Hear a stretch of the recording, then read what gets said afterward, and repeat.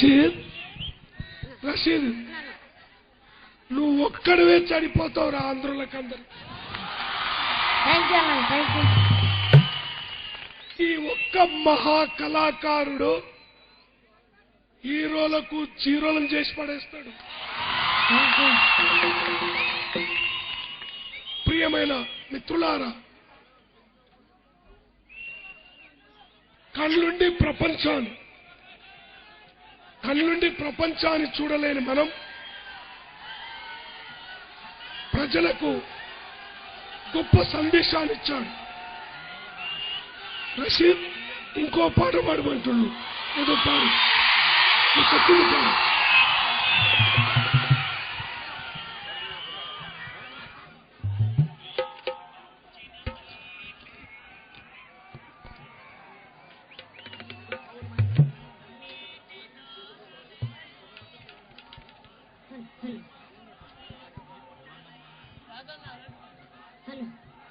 Hello అందరికీ నమస్కారం.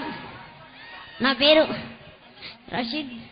నేను పిచ్చిపల్లి శుభోదయం ఇంద్రక్రాంతి పథం పాఠశాలలో 4వ తరగతి చదువుతున్నాను.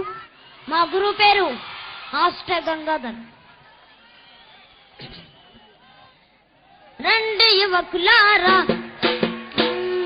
మా వల్లు మా ఇంటి కాడ, మా వల్లు మా ఇంటి కాడ జడబువ్వలండుకున్నారంటో, మా వల్లు మా ఇంటి కాడ జడబువ్వలండుకున్నారంటో, మా వల్లు మా ఇంటి కాడ, మా వల్లు మా ఇంటి కాడ, మా వల్లు మా ఇంటి కాడ జడబువ్వలండుకున్నారంటో, మా వల్లు మా ఇంటి కాడ జడబువ్వలండుకున్నారంటో, మా వల్లు మా ఇంటి కాడ.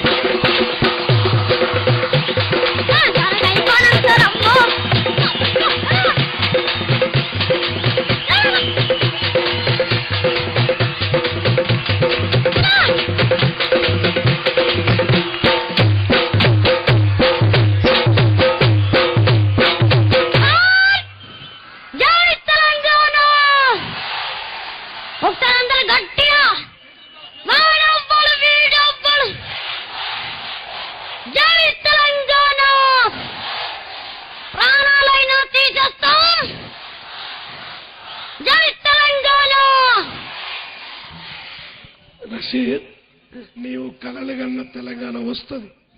నీవు ఈ ప్రపంచాన్ని చూస్తూ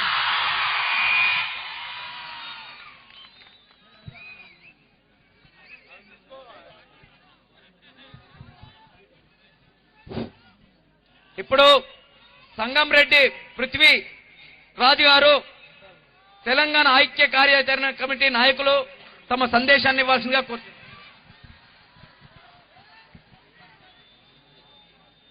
ఆఖరి మాట్లాడేటోళ్లకు ముచ్చట్లు ఏముండయి, ఒక 2-3 ముక్కలు చెప్పి బంద్ చేస్తేనే.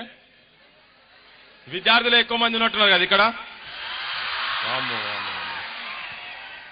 విద్యార్థుల మీద ఒకటి, విద్యార్థి సోదర విజ్ఞానమనిదరా భావి తెలంగాణ భారమ్ము నీదరా సుజ్ఞాన నిధివై సుగుణాల గనివై నీ జాతి గౌరవం నిలుపుకో సోదరా. ఒక కవి రాసింది.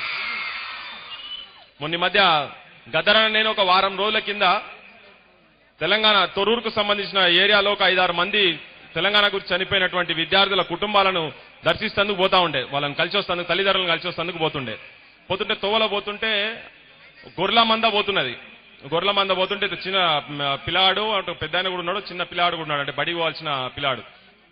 గద్దరన్న మా బండి ఆపినాం, ఒకసారి వాళ్ళతో మాట్లాడదామని జర ఆపంగానే ఆ పిల్లాడు యారు ఏం పేరు బాబు నీ పేరు అనగానే కిష్టయ్య అన్నాడు. అన్నం చూడగానే ఫస్ట్ జై తెలంగాణ అని మొదలు పెట్టిండు. పక్కకు పిలిచి నువ్వు బడి పోతలేతాము అంటే బడి ఎక్కడదన్నా బడి పోతే గొర్రెల్ని వారు కాస్తారు అని అన్నాడు. ఎన్ని రోజులు ఆయన ఇంట్లోకి వెళ్ళి అంటే 15 రోజులు అవుతుంది అని చెప్పింది. కిష్టప్ప అనగానే కిష్టప్ప అంటే ఇక్కడ ఈ ఉత్తర తెలంగాణ ప్రాంతాలలో అప్పాలని ఉండే కదా, అది ఏ ఊరున్నాయంటే మహబూబ్ నగర్ అని చెప్పింది. అది చూడంగానే ఒక 40 సంవత్సరాల కింద ఒక ఉద్యమకారుడు రాసిన ఒక పాట గుర్తుకొచ్చింది. మీకు 2 మాటలు వినిపిస్తుంది. ఆడిపాడే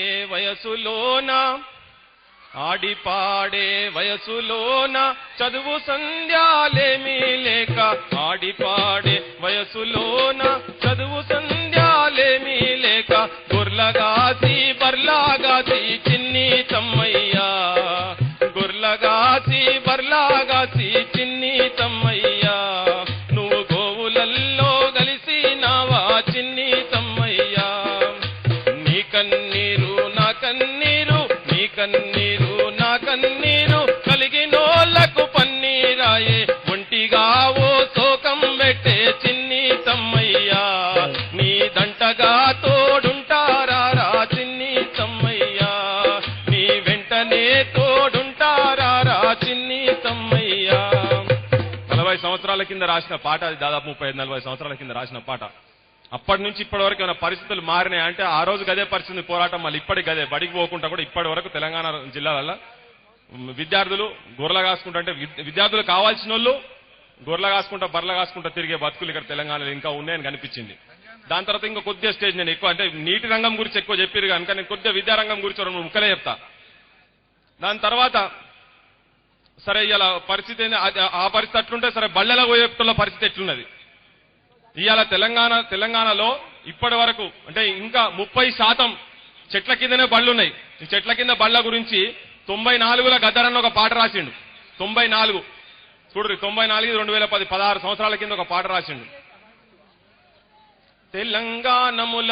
తెలంగాణముల బడులే లేవు, ఉన్న బడులకు భవంతి లేదు, వానకాలము ఎండకాలము వారం రోజులు సెలవు దినాలే, చెట్ల కింద మా పోరగాళ్ళురా నీడ తిరిగినట్టు తిరుగుతుంటారు, పోరలు వస్తే పంతులు రాడు, పంతులు వస్తే పోరలు రారు, పోరలు పంతులు ఇద్దరు వస్తే ఏమైతుంది, పోరలు పంతులు ఇద్దరు వస్తే రాయనీకి మా సారు గారికి చాకి పీసు లేదు, మాయన్నల్లారా పగా పట్టణ తెలంగాణ